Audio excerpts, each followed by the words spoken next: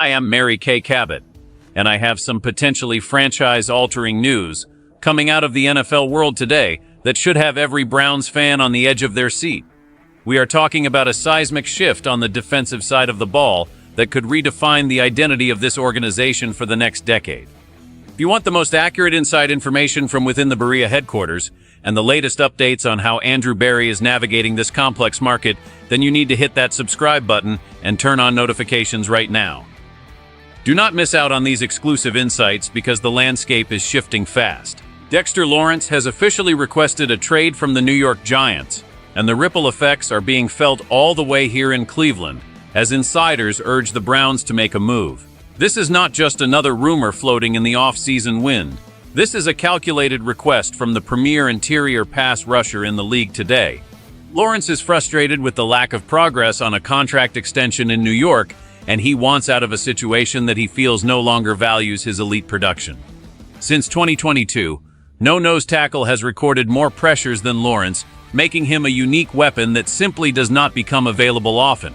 The Giants are reportedly starting the bidding at a first-round pick, but my sources suggest that a high second-rounder along with some additional capital might just be enough to get Joe Scone to pull the trigger.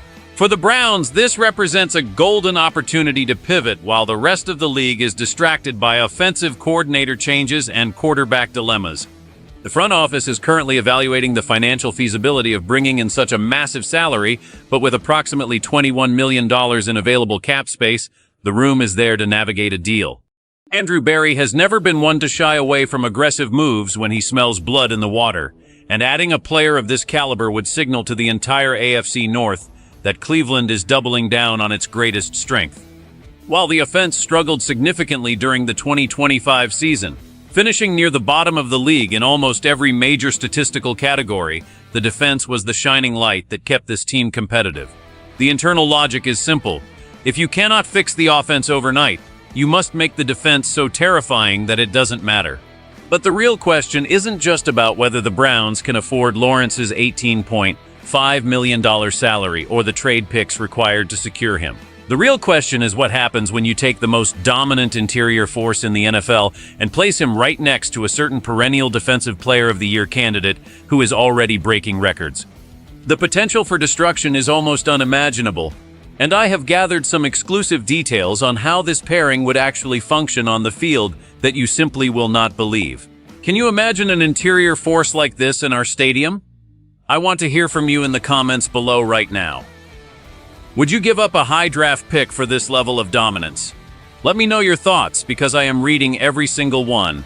Stay tuned for the details on the impact. Myles Garrett is already the most feared edge rusher in the National Football League, but adding Dexter Lawrence to the interior would create a defensive front that parallels the most legendary units in history. When you look at the 1989 Minnesota Vikings with Chris Dolman and Keith Millard, that is the level of production we are talking about here. Garrett has spent the last few seasons being the primary focus of every offensive coordinator's double and triple teams, yet he still manages to win Defensive Player of the Year honors. By inserting Lawrence into the middle, teams would be forced to make a mathematical impossibility.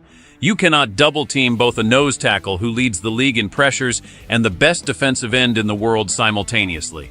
My sources inside the building are telling me that the coaching staff is already salivating at the tactical advantages this would provide. Jim Schwartz thrives on creating one-on-one matchups, and this trade would essentially guarantee that every single player on the line gets a favorable look on every down.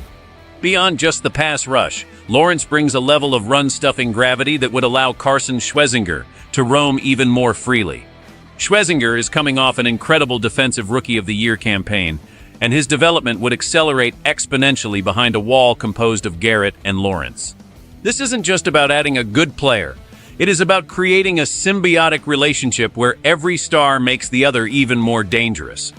The Browns' defense was already elite, but this move would elevate them into a stratosphere where they could single-handedly win games regardless of what happens with the quarterback. We have seen teams like the 2000 Ravens or the 2015 Broncos ride historically great defenses all the way to the Super Bowl, and that is exactly the blueprint Andrew Berry appears to be looking at right now. Financial commitment would be significant, as Lawrence would likely want a fresh extension upon arrival to settle his long-term future. but the Browns have proven to be masters of the salary cap when it comes to restructuring deals to fit star talent.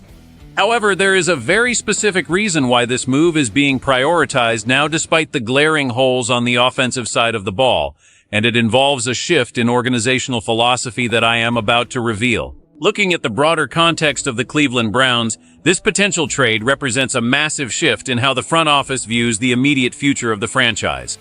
After a 2025 season where the offense ranked 30th in yards and 31st in points scored, there was a loud contingent of fans and analysts demanding that every resource be poured into fixing that side of the ball.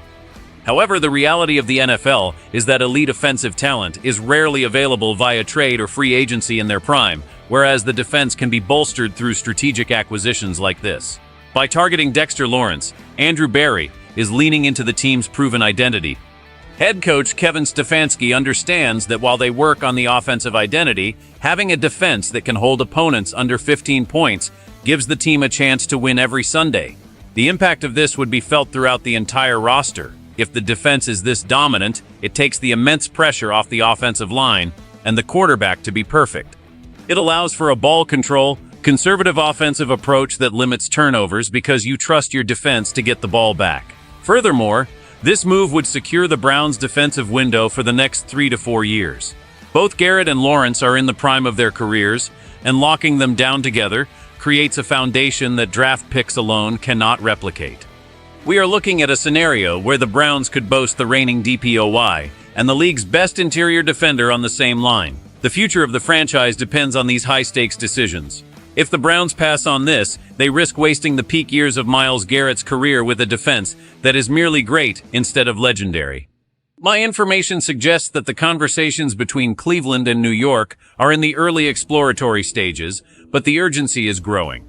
Other contenders will certainly call the Giants, and the price will only go up as training camp approaches. This is the moment for Cleveland to strike while the iron is hot and solidify their place as a defensive powerhouse for years to come.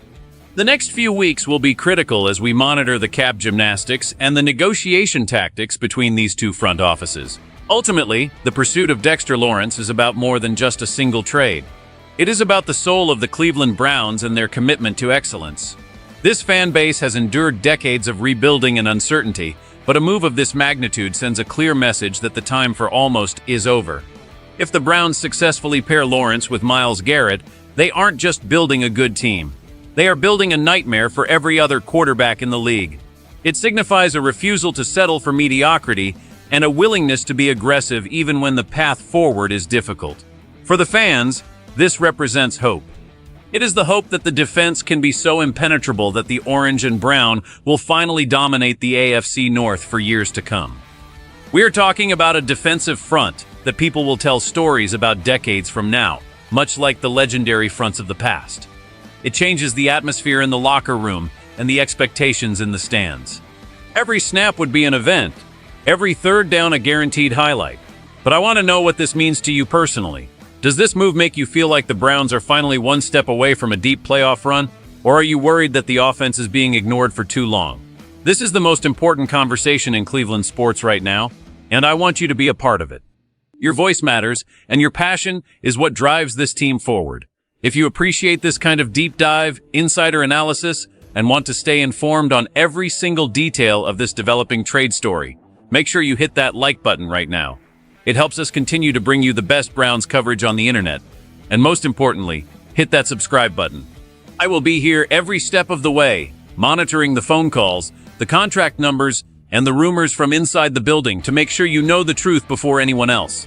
This is Mary Kay Cabot, and I am committed to keeping you at the center of the action. Don't go anywhere, because this story is just getting started, and the next update could change everything for our Browns. Go Browns and stay tuned for the next one.